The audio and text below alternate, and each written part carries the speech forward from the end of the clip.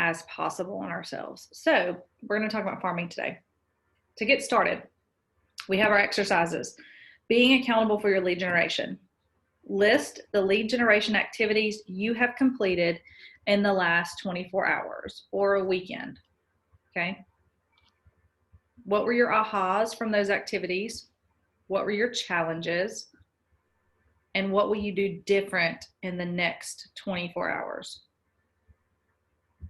Take a minute, think about those things, and we'll discuss.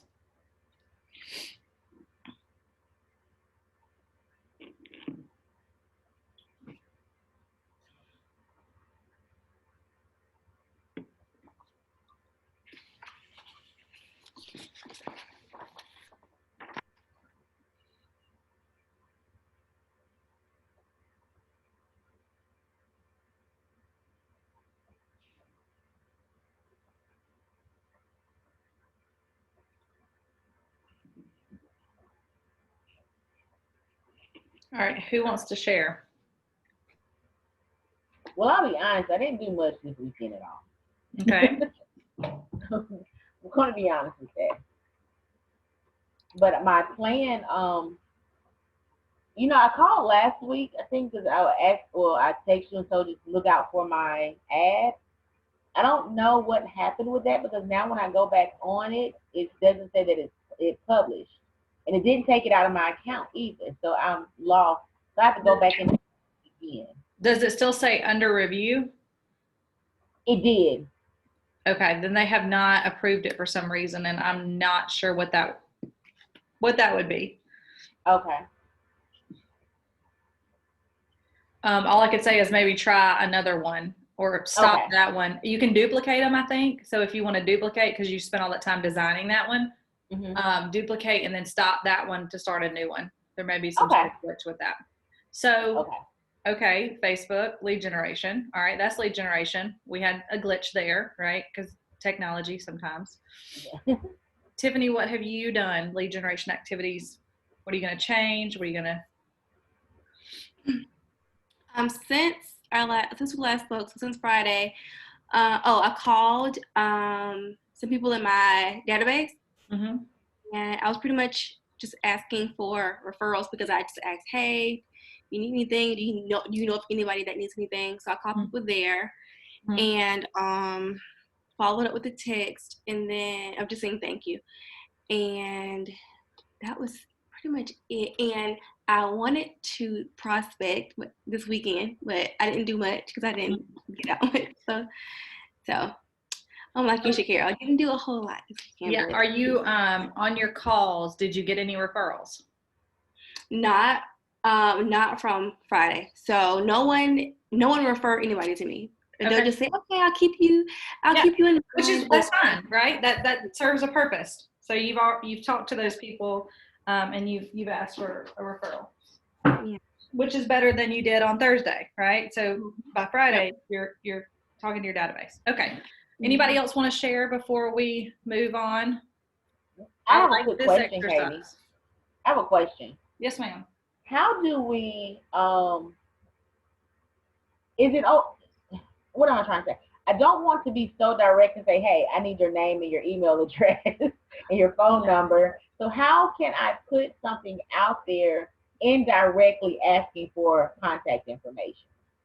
So one, you can share your app, right? Two, you can do like, have you seen some of those questioning posts of like, would you like to know what your home is worth? Yeah. And that would follow up. And then there's the conversation. Okay, can I get your, I'm going to enter you in my database. We'll have I'll look up, do some homework for your home value. In the meantime, I have this app. We've got this awesome technology. You just want to roll it into conversation so it doesn't feel like you're pushing something on them, but you're coming from being helpful, right? Okay. And so that's part of that script. You'll become more comfortable like getting information out of people without being like, what's your email? What's your mailing address? What's your social security number? No, you wouldn't ask that, but just making it part of the conversation. And that'll feel more comfortable the more you do it, right? But there's ways around doing that. Katie, what's the best way to get addresses because most times, like most people, I get their email and their name, but I don't normally go for their address. Forewarn. Huh? Forewarn. Forewarn, right? Okay. And then today from the class, they shared something I haven't even looked at, that fast people search or something. So they were saying you can get information from there. You can always, when you're talking with them too, one, I've got technology and I'd love to share with you, market value of your home. No pressure to sell it, but isn't it nice to always know, what your home's worth? Or I send out holiday cards and little, gifts now and then. Can I get your home address so I can mail you something? But then you have to mail them something. So if it's a note card or if it's anything, that if you tell somebody you're going to mail something out, you need to. And that fastpeoplesearch.com that they gave us in the previous class, it's very accurate. Okay. Oh, okay. I've never even heard of that. So is it just like Forewarn? Yeah, but it looks a little neater if you get what I mean. It looks a little cleaner. Gotcha. Oh yeah. All right, so we're creating a database for steady and future business. All right, farming. So we're going to farm, which is prospecting to a target market. And I need to find my page. Okay, what is farming? It clearly evokes mental images of rural land, crops, animals, barns, you go on, gardens, old MacDonald. But when we think about farming in real estate, if you think about it, honestly, it's similar, right? So farming is a lead generation technique for real estate agents. It's all about setting up a physical area or group of people and then patiently and consistently tending or nurturing the relationships to one day yield a harvest of buyers and sellers and an active referral base, okay? So you want to think about something simplistic, and farming and real estate can be very helpful with marketing, advertising, prospecting. It's putting it all together in a select area. So target populations can be called your farm, your market area, your niche. It can be unique, specific.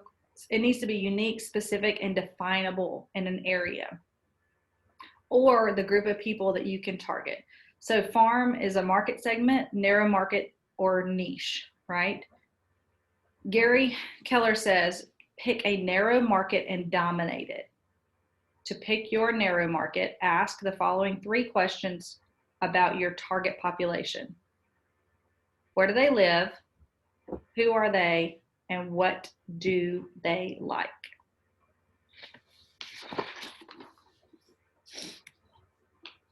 So farming, there's geographic farming, demographic farming, and psychographic farming. So where are they? That answers that question. What country, state, area, subdivision, neighborhood, street? Who are they?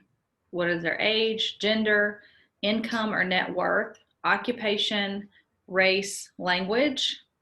Psychographic is what do they like? So those are your interests, your hobbies, your lifestyles, values. Maybe there's investment properties, maybe there's condos, maybe there's short-term rentals. Target your market and target your message.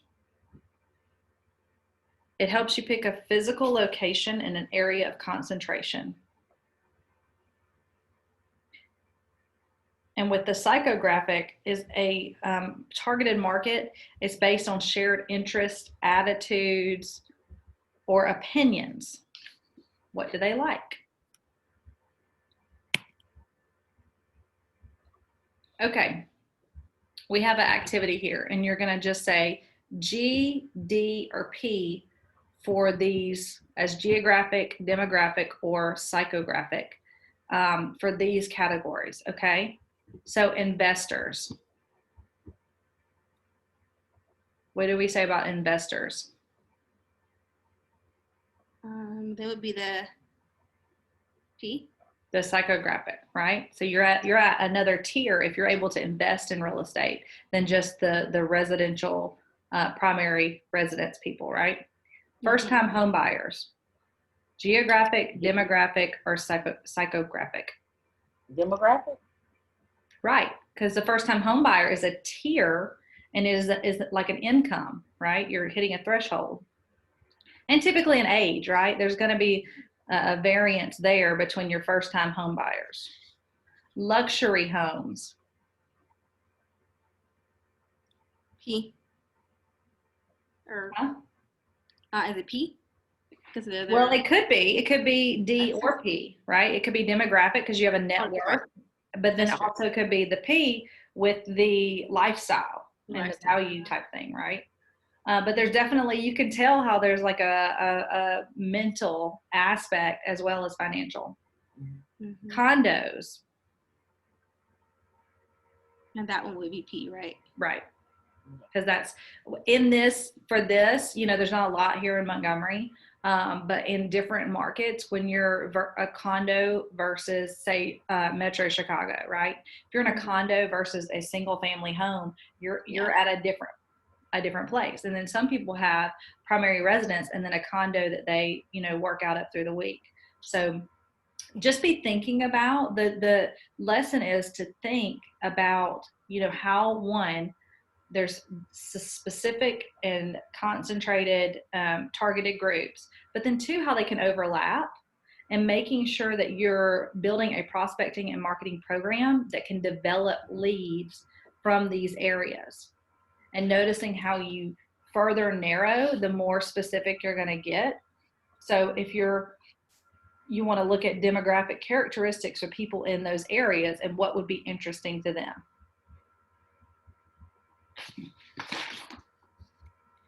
So here's some myths about farming. Farming takes too long and it costs too much.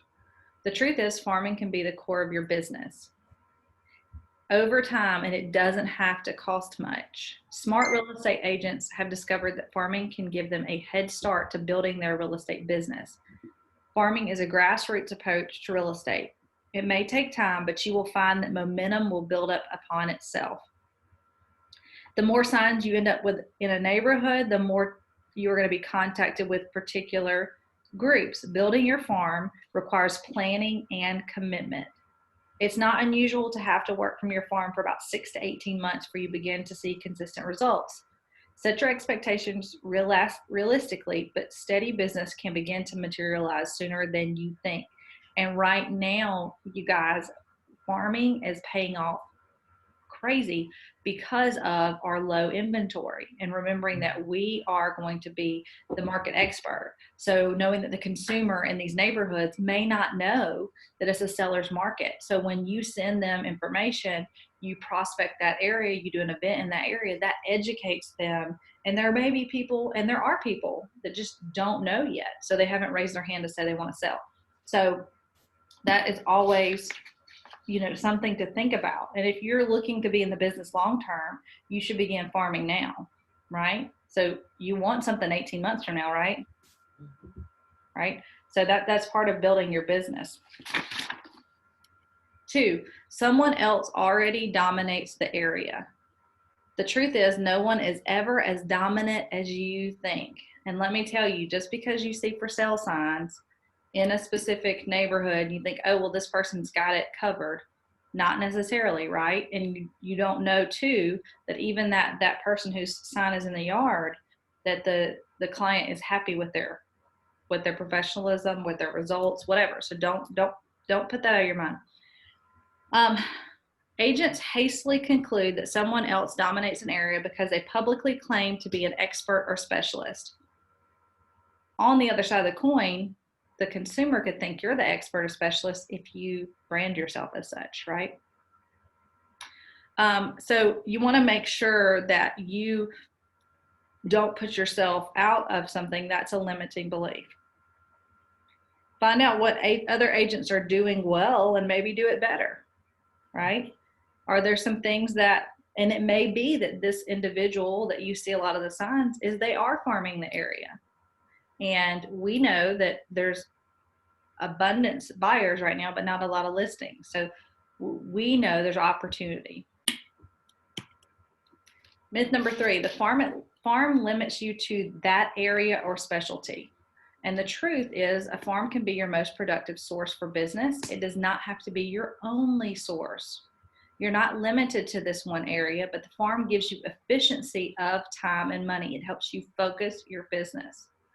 Because rather than doing different things all over town, when you pick a neighborhood or area, that's where you focus. That's where you're going to do your prospecting street by street, week by week. That's where you're going to send out your mailers.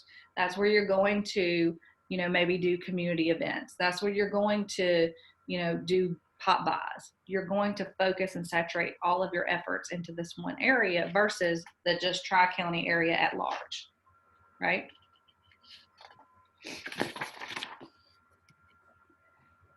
Myth 4, it's all about mailers and mass marketing. The truth is, it's the synergistic impact of both marketing and prospecting. So you want to have your mailers and your mass marketing, but also face-to-face and on the phone so you can connect with people.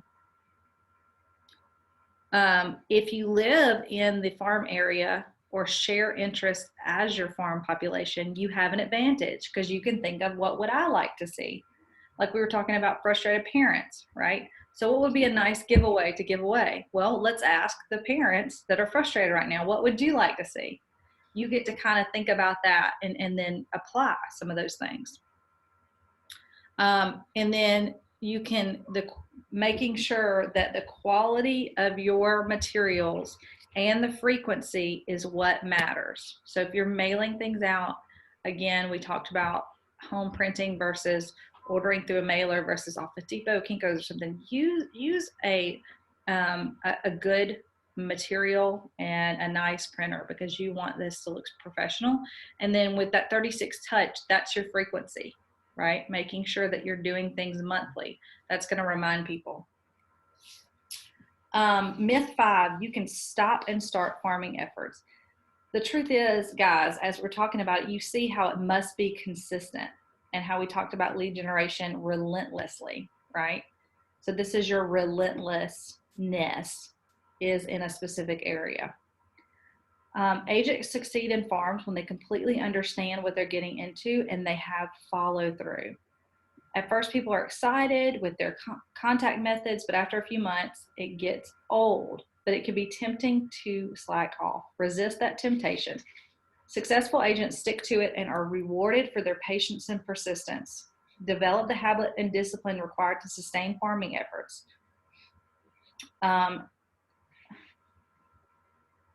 Remember, you can always find $1,000 with just 45 minutes of door knocking. Don't give up, right? So you can door knock 100 doors, but all you really need is what? One to make it worth it. So think about it like that with your farming.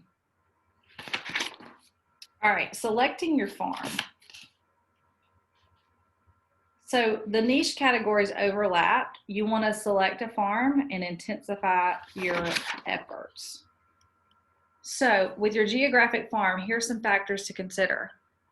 Your goals, your budget, the size of the farm, the location of the farm, number of haven't mets versus mets, average sales price, turnover rate, market condition, competition, and your fit for the farm. So goals. What is your market share goal? What is your gross commission income goal? What is your number of closed transactions goal? Always having that in the forefront of your mind. Tiffany, you have a goal of 4 listings this month. If I told you applying farming and door knocking is going to help you get to those 4 a month, are you going to do that? Yeah. Well, it's very likely it will, right? So as long as what you're doing has the capability to give you your goal, it's worth it, right? Mm-hmm. Your budget. So we have 2 limited resources, time and money. You need to decide how much you're going to commit of your time and how much money you're going to commit to do this. Your smartest approach is always prospecting based and marketing enhanced. You need to develop your budget of time and money with this principle in mind. So you want to start small with your geographic farm and keep your lead generation goals and then begin implementing bigger things. Okay. So you want to start small and then grow into adjacent streets or neighborhoods. And then that makes it easier to meet everybody, because if you start in a huge area, one, it's going to take more time and money, right? And two, it lets you be more systematic, right? You know, I've sent mailers to these 2 streets in this neighborhood. I'm going to door knock these 2 streets. I'm going to send mailers to these 2 streets. I'm going to door knock these 2 streets. When you're looking at open houses to host on behalf of maybe others that you don't have listings, where would you choose? In your farm area, right? That gives you another excuse to door knock and have a conversation with somebody in the neighborhood. So location, accessibility, geographic boundaries, kind of homes, and desirability. All right, you want to select an area that's easy for you to get to on a regular basis. So maybe a neighborhood you have to drive past, maybe the neighborhood that you live on. You don't want to choose a farming area that's a great distance away, because you want to be able to be present in this area. You need to be driving through the area on a regular basis, at least weekly, to check for sale by owners and any competition, and to be visible for residents. The geographic boundaries, you want to think about, you know, is it a master plan community? Does it have rivers? Does it have lakes? Is it rural where there's farming there? What major streets define it, right? Where is it locally in the area, right? What kind of home? Is it starter homes, townhomes, upper tier luxury homes? You want to start with neighborhoods of average price, and that is a reason because that's the most in supply and demand. Okay. Katie, as far as the size of the farm, do you have a recommended number? Do you or should we start at like a street or 2? I would pick, okay, so the way I like to think about it is, okay, if I could sell in any neighborhood, just this neighborhood, not being new build, but what if I could just sell in this one neighborhood and make my livelihood off of it? What neighborhood would that be? Okay. And then it has to go along with, you know, where do you live? Maybe where do your kids go to school? Maybe where does your family live? And if all of those things align, then yeah, just start. If this is your neighborhood that you want to farm, just start on your street. Gotcha. And then just keep going out. Okay. But you don't want to say, oh, you know, I think my farming area is in Dothan. Like you would never do anything like that. Or pick Clanton or something. You want to be close to where you're at, and then just look at how much time are you going to devote to doing this? Is it going to be where you can do several streets? Is it, you know, Deer Creek versus like Old Cloverdale? Well, Old Cloverdale is just a couple of streets, but Deer Creek is like 20 pods. So you just have to look at where is those boundaries, and then where are you going to start? That's what I would do. Gotcha. Okay. And then desirability is your place where people want to relocate or live. How long are homes on the market? Is it desirable for reasons such as schools, close to major businesses, access to roadways, or physical characteristics? Your number of haven't mets versus mets. So we already identified how many mets we need to sustain our business. When selecting your farm, it's important to consider the haven't mets that you will continually have access to. It's important to select a farm that has a continuous stream of haven't mets that you can prospect and market to convert to mets. So if you do pick your neighborhood that you and your whole entire family lives in, just remember that you've already met these individuals, right? So the farming is not going to be that hard, but then it also you may not have as many results. You want an area saturated with people you haven't met yet, because the whole goal is to turn those haven't mets into mets. Sure. Average sales price, will it support your goals? We know this in Montgomery, there's pockets of neighborhoods right next to other pockets of neighborhoods where in the same 5 mile radius, 1 mile radius, you're going to have varying price points from one end of the spectrum to the other. Make sure that, hey, you know, if my goal is to make $100,000 this year, okay, how many at this average price point do I need to do? How many at this average price point do I need to do? Knowing that what's selling on the market right now is about 150,000, 160,000. So I definitely, I don't know that I would go much lower than that, because you're doing a lot of work for not a lot of return, unless you can crank out more quantity wise at this point. So turnover rate, the national average is 4%. Let's see here. Number of homes sold in a year divided by the total number of homes in the area. The national average is 4%. So it's recommended that you target a geographic area, farm area of at least 10%. So if you select an area with 200 homes at 10% annual turnover, this means in 1 year, 20 of those 200 homes will change home ownership. Can you expect to get all 20? No, some homes are passed to family members, some homes are foreclosed, this, that, and the other.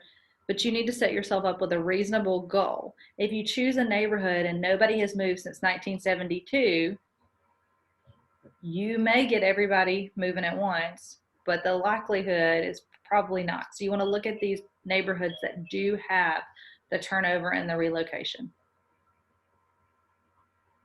So if you say, I want to gain 25% market share in my geographic farm, you want to do the math. 200 homes times 10% equals 20 homes sold in a year. You want 25% of that, which means you need to have how many listings? 25% of 20 is 5. So you would need to have 5 listings at your farm.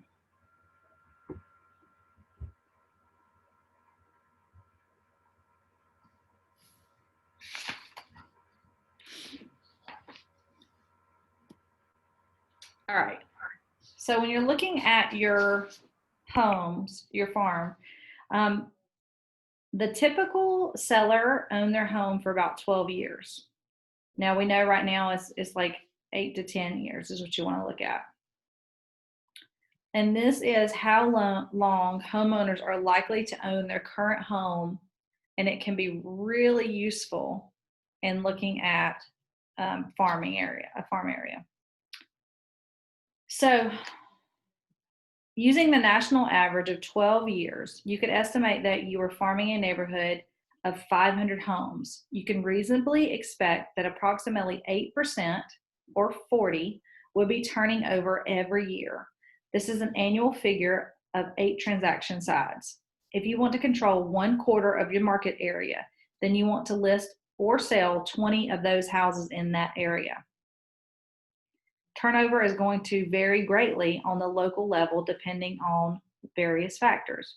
We have 2 military bases here. We have a couple of automobile factories near. So we have people coming into Montgomery and they're constantly creating businesses and creating jobs. When there's a lot of jobs, you're going to have more turnover in the homes. So you want to do some quick research in the MLS to find out what the turnover rate is in your neighborhood that you're thinking about.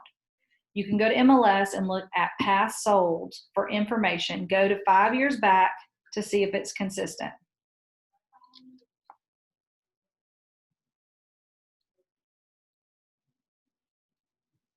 Does everybody see where you would get that? You say inside of MLS, you sold, and you can go from like 5 years forward or backwards and look at that neighborhood and see how many homes have sold out of the number of homes that are in the neighborhood. Gotcha.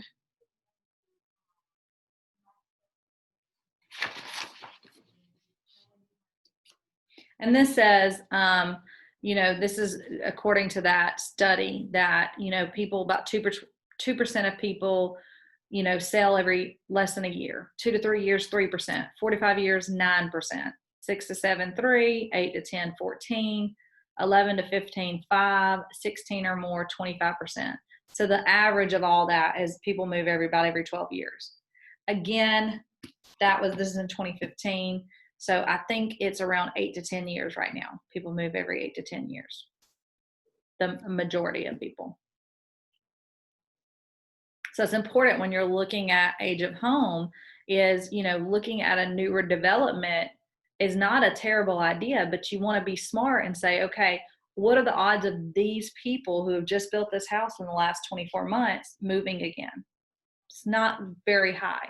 But if you get in a neighborhood, I would say, and there's several here in Montgomery that have some of the newer and have some of been here for about 10, 15 years, that's probably going to be more of your, a better fruit for your labor.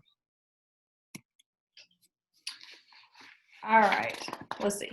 Other market conditions, you want to use the MLS to research general sales activity, such as days on the market, inventory, home prices, keeping up with listings and expired listings. That way you are the professional and the expert. Competition. What is market share versus mind share? You want to assess what the competition is doing. And some people have market share, but not mind share. So you want to make sure that you, in order to get your market share, have to get mind share first. And then you're fit for the farm. It's an important question to ask yourself, can I relate and fit in with them? I'm typically probably not going to be a land and ranch specialist. Why is that, you ask, Katie? You seem so much like you love the great outdoors. That's not the level that I know about. That's one, I have no experience with any of that. And two, I don't know that I would enjoy trekking through the land and having conversations and standing in the barns and all the things, right?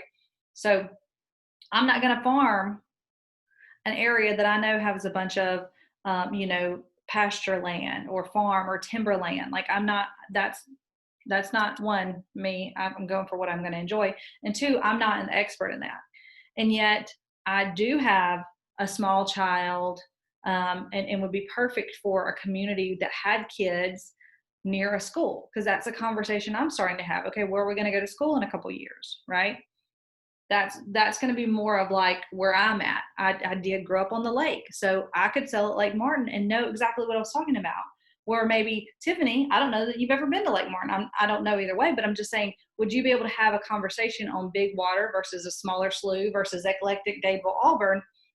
You probably wouldn't, had you not already been experiencing that, right?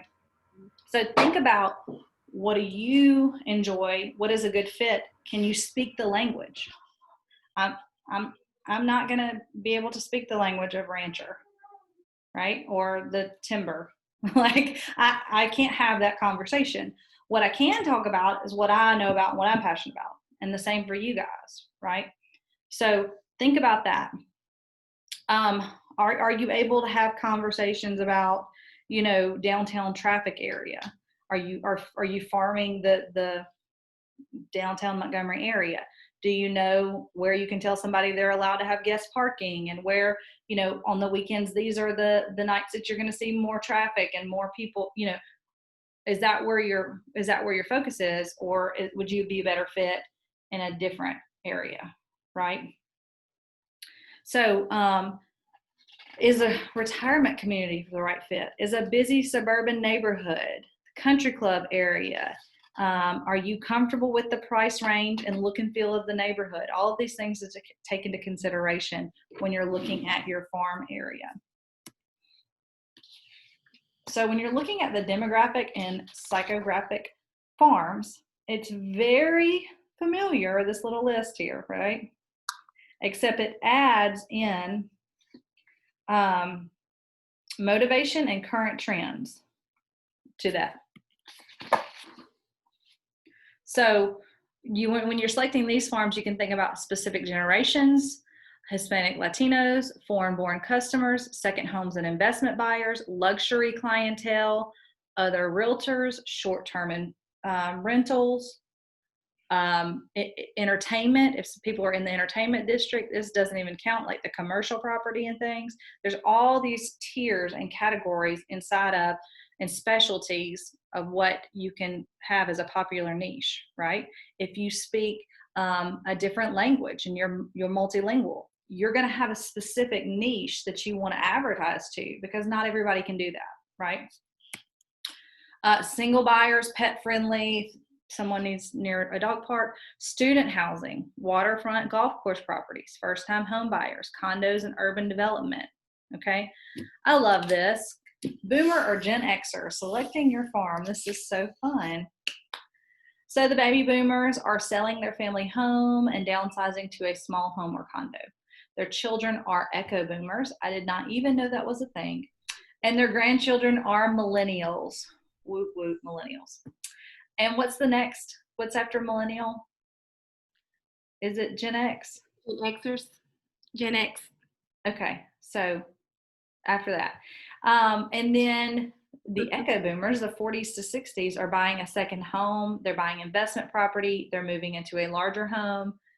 Their parents are the baby boomers, and their children are millennials. Millennials are leaving the nest, buying a first-time home or condo. Their grandparents are baby boomers and sometimes echo boomers. And then the Gen Xers are on TikTok, buying and selling things. No, I'm just kidding.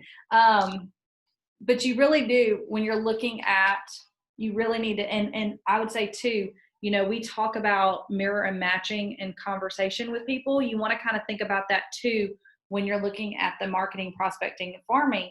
Because if I go to the senior living community and I try to hand out my app, what are the odds that's going to be a good lead generation activity for me?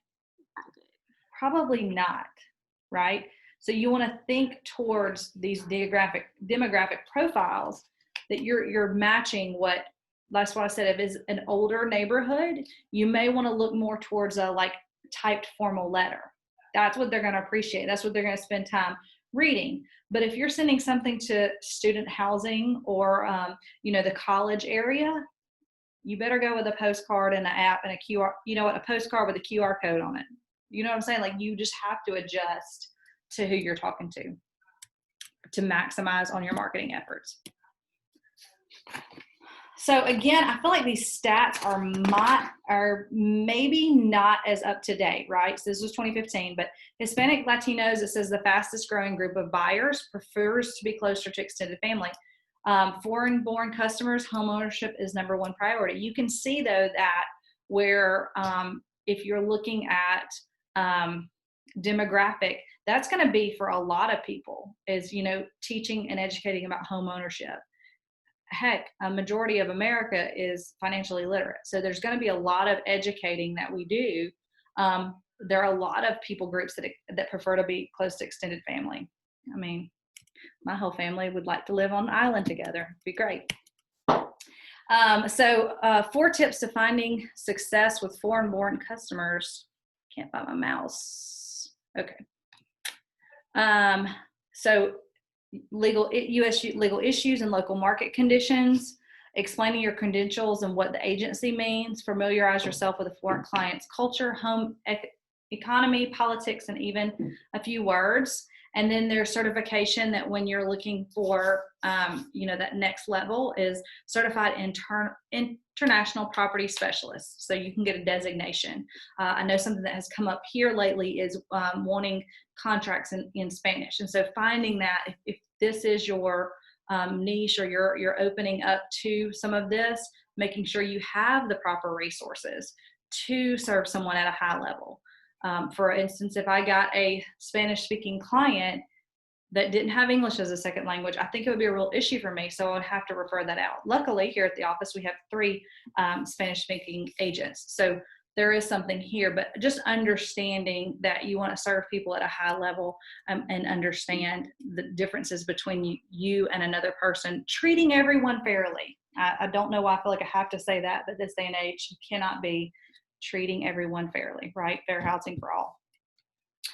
Additional tips. So you can learn someone's language, learning their customs, market in their language, and then check census number. So that's a great idea though for each of the categories. If you're looking, to farm in an area, you can pull up some of those tips from census, right? what is this area primarily, and how can you serve and advertise to them appropriately. All right, second home and investment buyers. 35% of home sales are second homes. Buyers are typically baby boomers, although I see more of that, what they call them echo boomers, also doing second homes right now. There's a Millionaire Real Estate Investor book and flip. So if anybody's interested in that, there's second tiers to some of our existing books we have. Luxury home clientele, 81% of today's affluent under 35 years old are planning to buy a luxury home in the coming year. The luxury home market continues to see healthy growth. And that's a whole brand and branch of luxury home sales to dive into if that's something you get to that point. The benchmark is 3 times the average sales price in your market. So if you're looking at that, that needs to be your average sales price is 3 times the average sales price in the market. Agent to agent referrals. We're going to talk about that more, I believe, in a couple sessions. I think it's our last session. We're going to talk about agent to agent referrals, but determining your farm and making sure that you're not limiting yourself and your opportunities. So there's a lot of, opportunity with agent to agent referrals. Just as like we've talked about some of the examples today.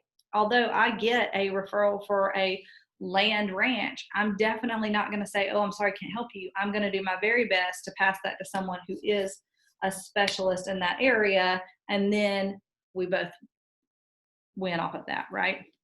And the same deal with a Spanish speaking, a second language, anybody I feel like I can't serve, I'm not going to just push it off to the side. I'm going to put them with the appropriate agent to help them. And that way we both make money. So you want to define your identity and positioning. What is your personality? What is your fit, image, values, interests, and lifestyle? When you're thinking about your farm, it needs to make sense for you and the farm area. So there's another opportunity to brainstorm so that you can think about how you want to, where you want to farm. And it goes back to that branding exercise we did. So are you more formal, business casual, informal, conservative, chic, flamboyant, bohemian? Are your clients, when you're looking, right, you see now where that makes more sense. So who are you, who's your target audience? Luxury, middle class, working class, retirees, families, recent college grads, conservative, chic, flamboyant, bohemian, younger, middle-aged, older. And then describing who you are, your background, your education, your hobbies, your appearance, your connections, and then looking at that and saying, okay, this is my brand, and this is, who I am. This is how I'm going to prospect and market, and this is my farm area where I'm going to do all of those activities. All right, we've already talked about our unique value proposition, knowing your values, knowing your knowledge or expertise, what are your stats, and then what services and marketing do you have?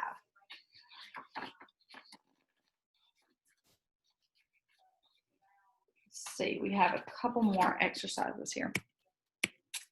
So, some myths. I don't have money to lead generate. Truth is, lead generation does not have to cost money. When developing your farm, you're going to be investing more time than anything. This is going to be time well spent building relationships, establishing your reputation, being sincere about who you are. All of this is important when you're making sure that people know who you are. Prospecting your farm is relationship farming, and it is prospecting based and marketing enhanced, like we've already talked about. Is it not going? There it goes. Okay, so your ideal size. Tiffany, you brought this up. If you, this says you can easily build a geographic farm of 1,000 homes within 1 year if you spend 2 hours every other week going door to door, spending only 3 minutes at each door. So if you say 1,000 homes divided by 26 weeks, 39 homes you visit in person per week, going every other week. 39 homes times 3 minutes is 117 minutes, which is 2 hours if you go to door every other week. So how you're going to do that, the math yourself, is look at the number of homes, look at the number of weeks you're going to knock on the doors, multiply times 3 minutes, of course, unless someone wants to stop and talk about buying and selling, and there's your appointment. So we'll go longer than 3 minutes. But then this is how you can see how much time you can spend and how big your farm needs to be.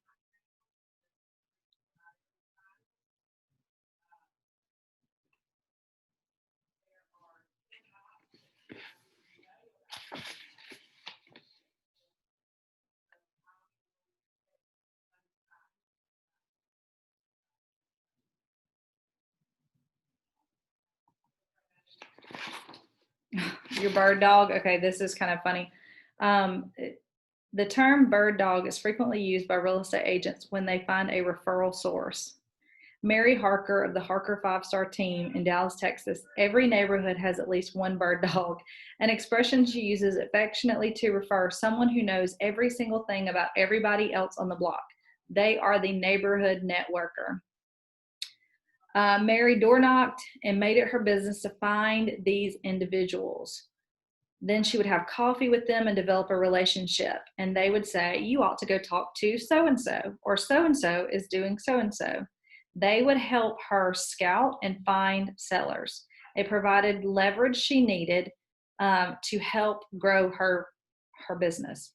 So I thought that was kind of funny. But who are some advocates that could refer you business in different farm areas? Pretty humorous with the bird dog.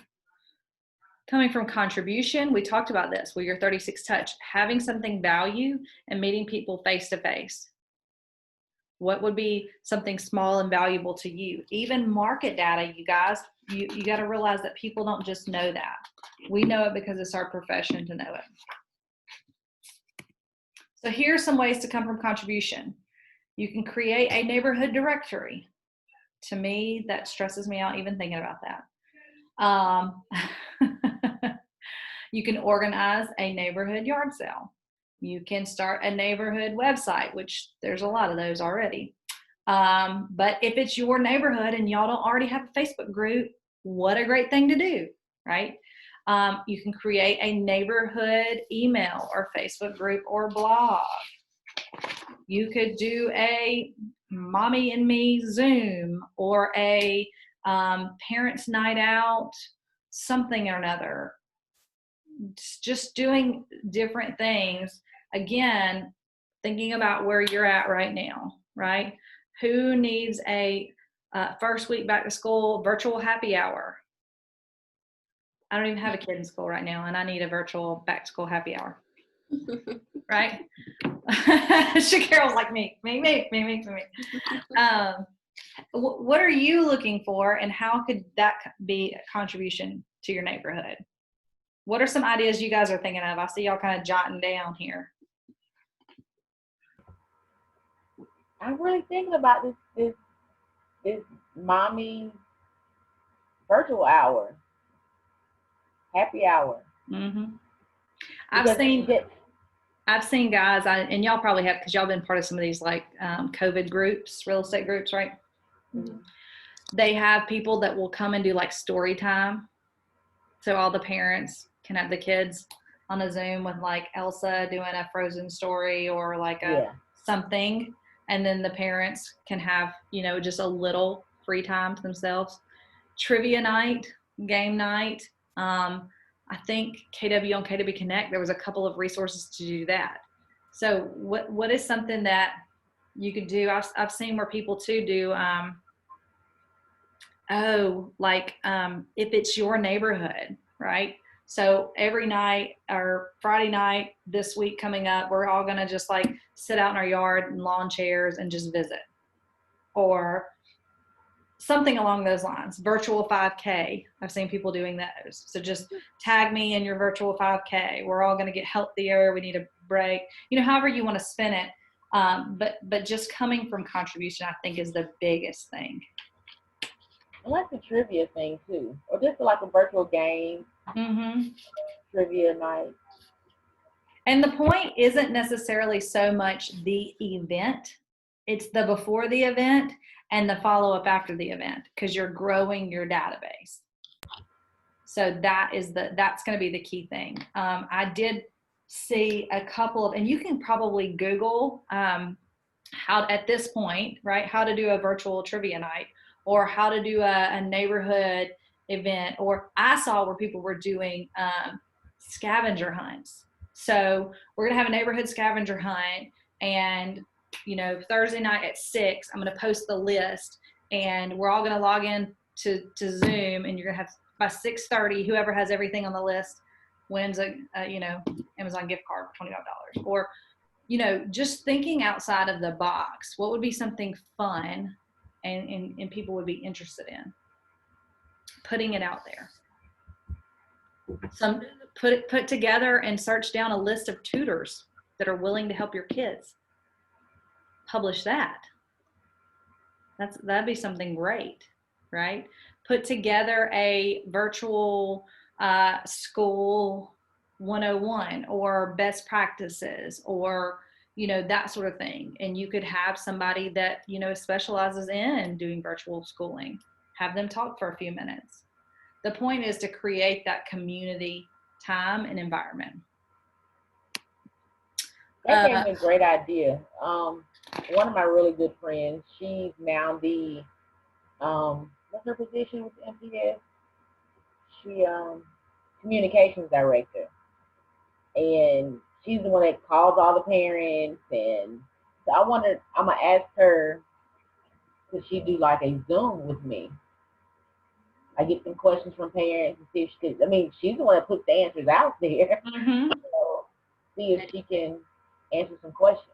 Yeah, either put together like an event call, or just you and her talk. Do the gallery view where you're both on the screen, and then share that out. That's a good idea.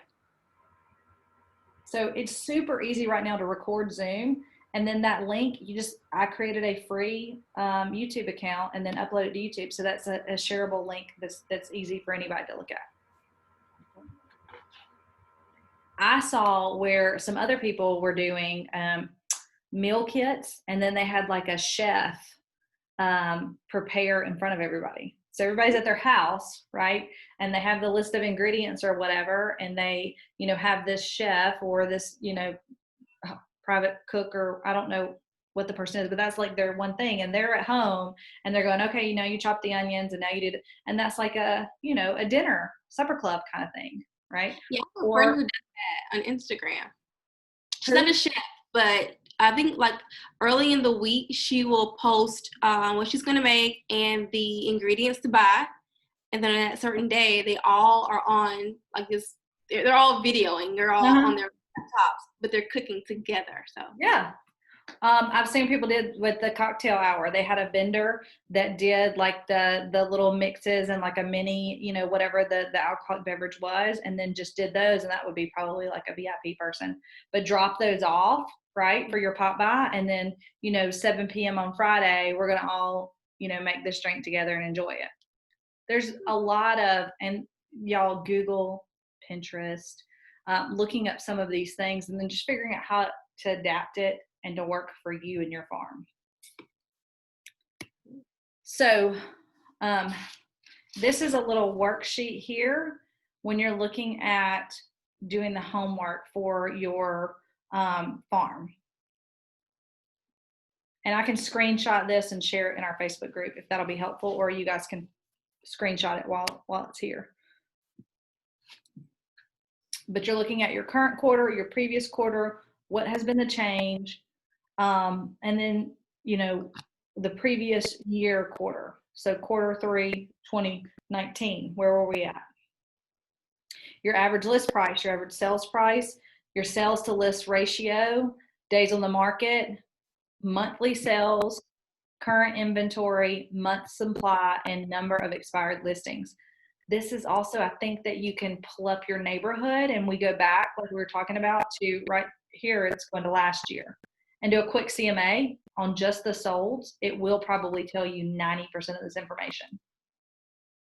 Quick CMA, it's the way to go.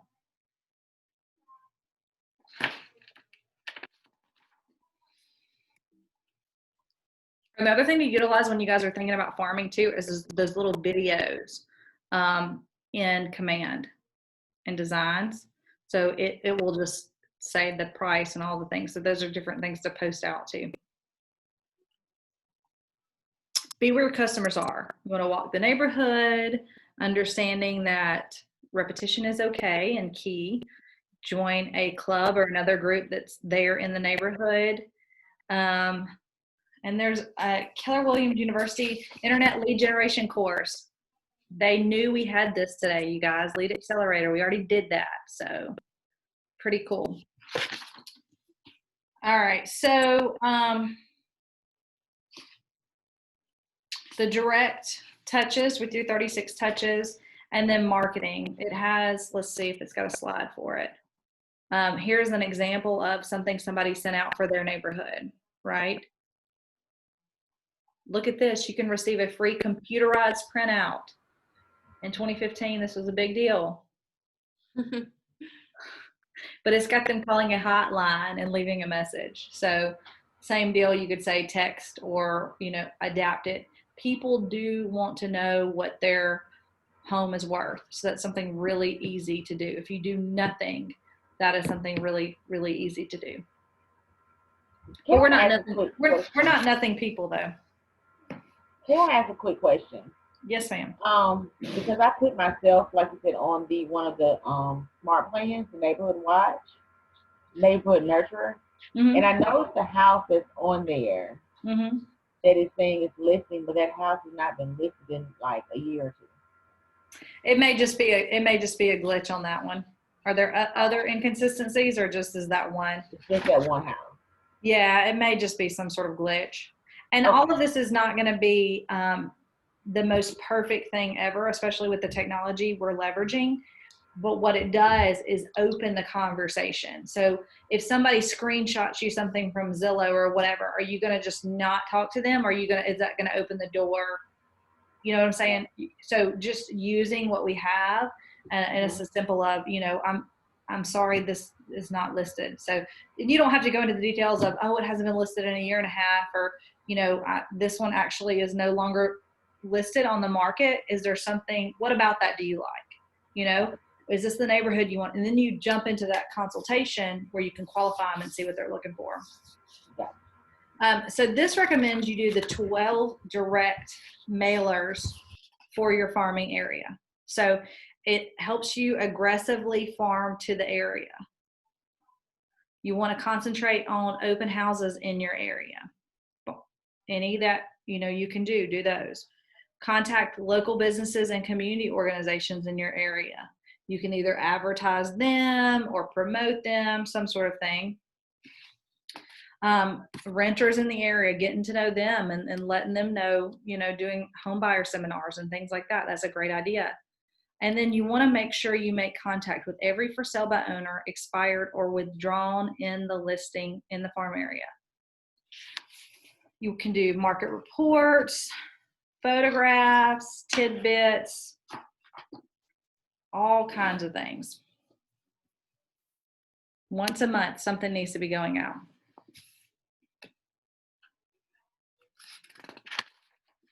All right, let's see. I got lost here in the list.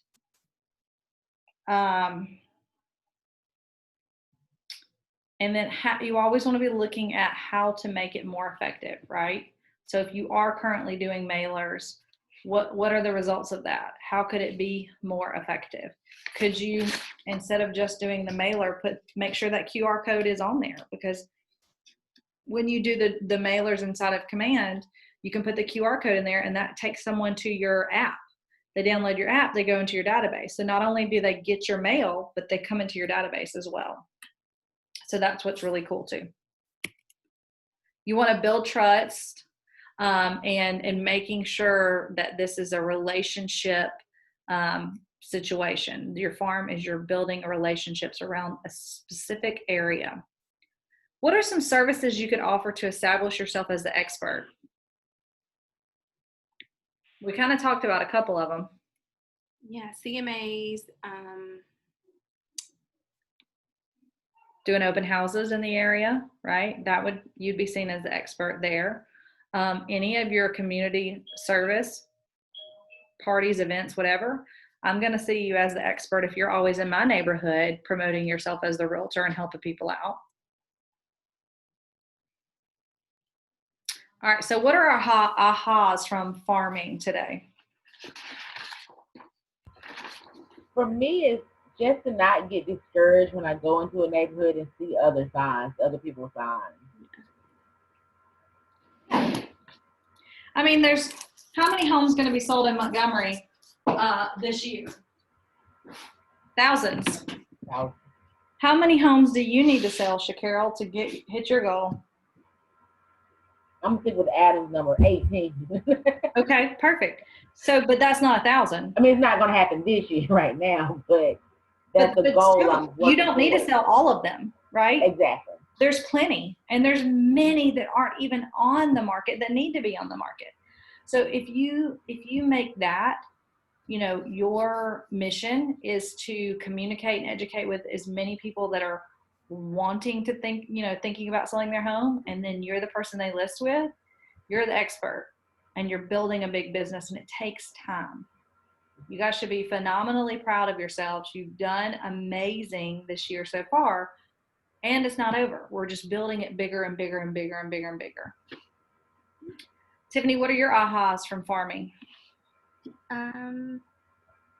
Let's see. So I think the biggest thing would be like determining like the niche and just coming up with ways to market to that particular neighborhood or demographic. So that was the biggest. And I think I have a question. So in our MLS, can we look and see every single house in the neighborhood? Is there a way to do that? Let me pull up MLS. I'm going to stop